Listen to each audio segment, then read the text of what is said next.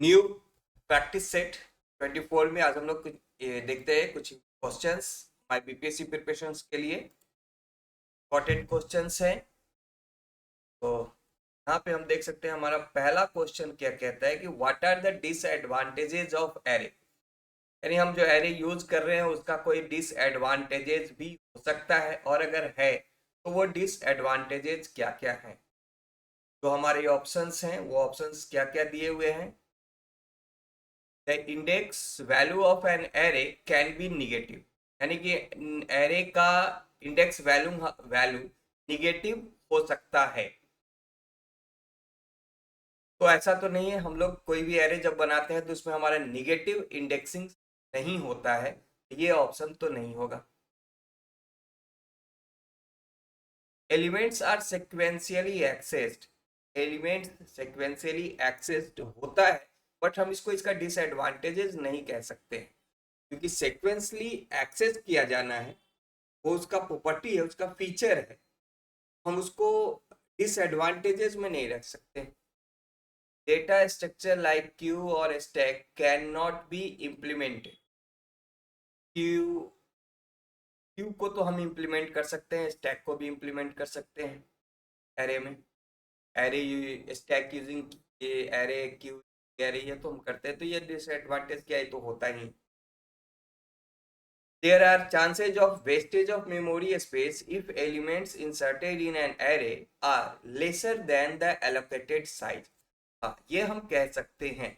अगर सपोज करो हमने कोई एरे डिक्लेयर किया और इसका साइज हमने दिया 50, बट हम इस पे वैल्यू जो यूज कर रहे हैं वो वैल्यू हमारा 20 या 25 ही यूज हो रहा है, बाकी नहीं यूज हो रहा है। तो यहाँ पे क्या हो रहा है कि हम वैल्यू तो अब 20 या 25 को यूज कर रहे हैं, तो बाकी जो हमारा बचा हुआ 30 या 25 मेमोरी है, हमारा एरे का साइज क्या है 50, लेकिन हम वैल्यू क्या यूज कर रहे हैं 20 या 25।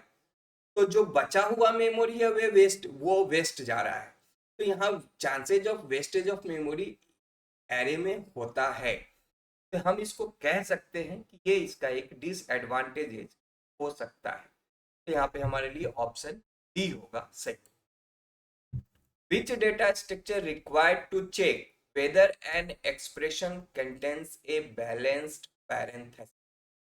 यानी कि क्वेश्चन क्या कह रहा है कि कौन सा डेटा स्ट्रक्चर का यूज किया जाएगा चेक करने के लिए किसी मैथमेटिकल एक्सप्रेशन में बैलेंस्ड पैरेंथेसिस है या नहीं, पैरेंथेसिस का बैलेंसिंग है या नहीं, यानी किसी मैथमेटिकल एक्सप्रेशंस के बैलेंस को चेक करना है, तो हम कौन सा डेटा स्ट्रक्चर का यूज करते हैं। तो हम डेटा स्ट्रक्चर में मैथमेटिकल एक्सप्रेशंस का जब यूज करते हैं, तो हम उसको जब कन्वर्जन करते हैं उस फिक्स से पोस्टफिक्स में या प्रीफिक्स में, वहाँ पे क्या यूज करते हैं, तो वहाँ पे हम यूज करते हैं स्टैक। तो स्टैक का ही यूज किया जाता है किसी भी मैथमेटिकल एक्सप्रेशंस के पैरेंथेसिस बैलेंस कर को चेक करने के लिए। तो कभी भी अगर कोई क्वेश्चन हो जो मैथमेटिकल एक्सप्रेशन से हो, डेटा स्ट्रक्चर पे डिपेंडेंट हो, तो हम स्टैक को ऑप्ट। अगर समझ में नहीं आ रहा है क्या ऑप्शन हो सकता है, तो बस स्टैक पे टिक देना है। Which data structure is needed to convert infix notations to postfix, यानी infix एक्सप्रेशंस को, जैसे ये कोई इनफिक्स एक्सप्रेशन है, इसको हम पोस्ट फिक्स में कैसे चेंज करते हैं, कौन से डेटा स्ट्रक्चर के मदद से। तो अभी हम लोग डिस्कस कर रहे थे, तो स्टैक का यूज एक्सप्रेशंस को कन्वर्ट करने के लिए किया जाता है। तो यहाँ पे हमारे की में स्टैक लिखा हुआ है, तो हम स्टैक को सेलेक्ट करेंगे। यानी कि कभी भी एग्जामिनेशंस में मैथमेटिकल एक्सप्रेशन से रिलेटेड डेटा स्ट्रक्चर का कोई भी क्वेश्चन हो, चुपचाप वहां पे अगर ऑप्शन स्टैक का आ रहा है तो चुपचाप मार देना है, अगर हमको समझ नहीं आया क्वेश्चन तो। In a graphical system an array of pixels in the picture are stored in which of the following location. यानी कंप्यूटर ग्राफिक्स के अंदर जो हमारा एरे है पिक्सेल्स का, हम कोई भी जब हम इमेज हम हमारा जो स्क्रीन पे जब इमेज डिस्प्ले होता है, तो वो इमेज, डिजिटल इमेजेस क्या है? Digital images is the collection of the pixels. तो पिक्सल्स का कलेक्शन है और वो पिक्सल्स एरे के फॉर्म में अरेंज्ड होता है, एक रेक्टेंगुलर एरे में अरेंज रहता है। और उसका लोकेशन क्या होता है, किस जगह पे वो स्टोर्ड रहता है? तो फ्रेम बफर एक डिजिटल मेमोरी है। तो कभी भी कोई भी इमेज जो स्क्रीन पे डिस्प्ले हो रहा है, वो प्रोसेसर उस इमेज को जब रिट्रीव करता है तो उसको पहले ला करके फ्रेम बफर मेमोरी पे रखता है और फिर फ्रेम बफर मेमोरी से इमेज जाता है स्क्रीन की तरफ। जैसे सीपीयू इमेज को रिट्रीव करेगा और उसको फॉरवर्ड करेगा फ्रेम बफर मेमोरी,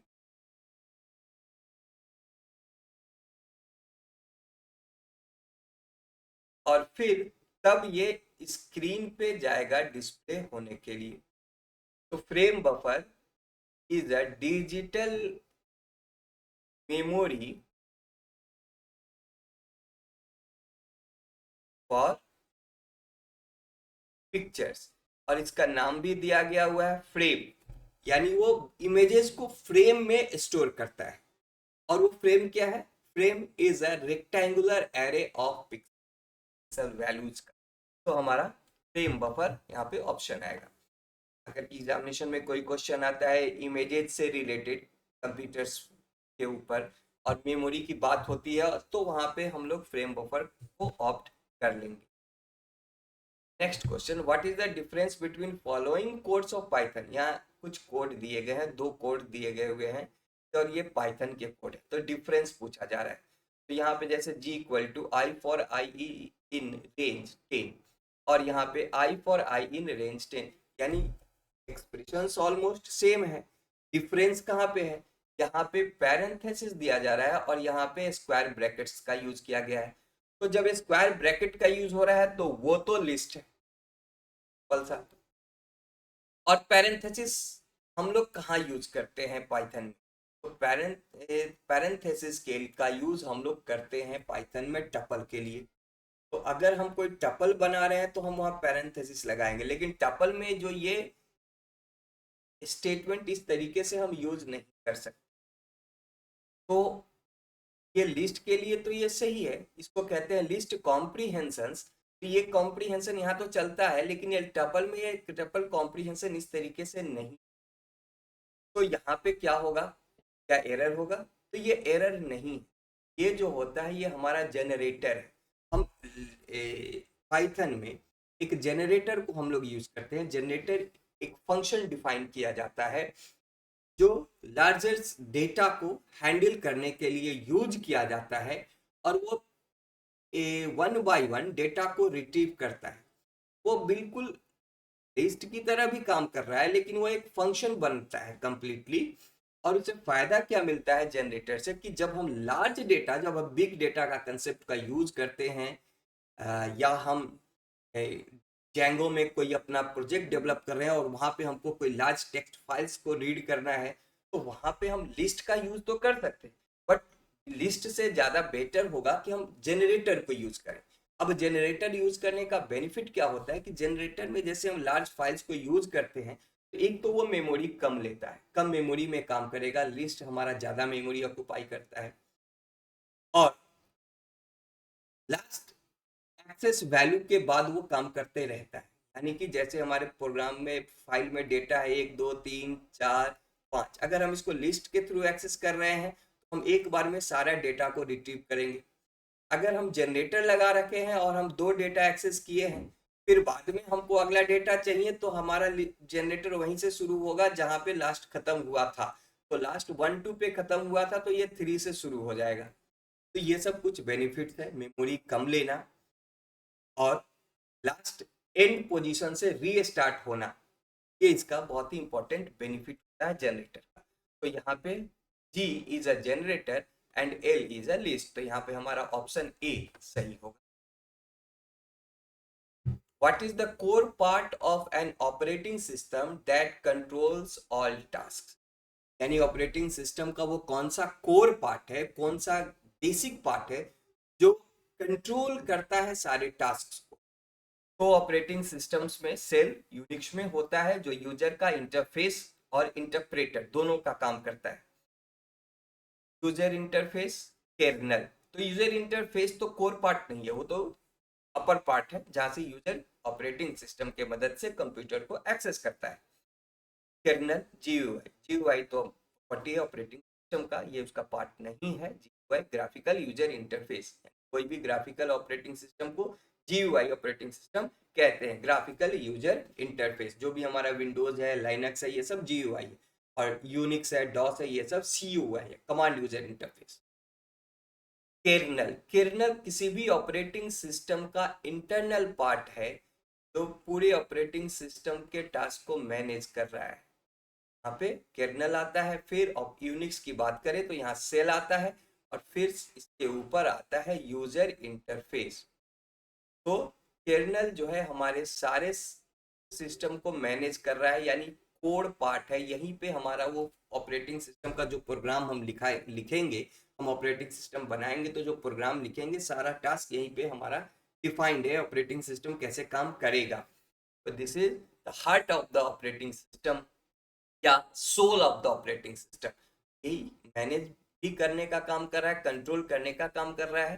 तो what is the core part? तो अगर इस तरीके का क्वेश्चन है कोर पार्ट से रिलेटेड, तो हम उस पे कर्नल ऑप्शन को ऑप्ट करेंगे। Which scheduling algorithm allocates the CPU first to the process that arrives first? यानी कौन सा ऑपरेटिंग सिस्टम का वो एल्गोरिथम है, शेड्यूलिंग एल्गोरिथम। हम लोग जानते हैं कि टोटल 5 शेड्यूलिंग एल्गोरिथम होता है।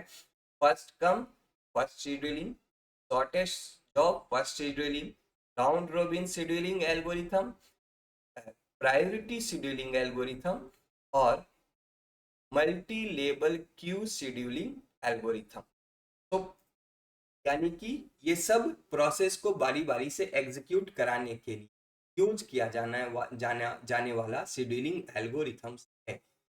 तो जैसे फर्स्ट कम फर्स्ट शेड्यूलिंग क्या करता है, जो प्रोसेस पहले आएगा उसको पहले एग्जीक्यूट कराएगा, first come first scheduling algorithm. तो यहाँ पे क्वेश्चन क्या कह रहा है कि first allocates the first to process first, यानी जो पहले आया है उसको पहले भेजा जाएगा एग्जीक्यूशन के लिए। वो कौन सा एल्गोरिथम ऐसा करता है? तो नाम से ही हम जान रहे हैं कि फर्स्ट कम फर्स्ट शेड्यूलिंग, यानी ये क्या करता है कि जो प्रोसेस पहले आया है उसको पहले एग्जीक्यूशन के लिए भेजेगा।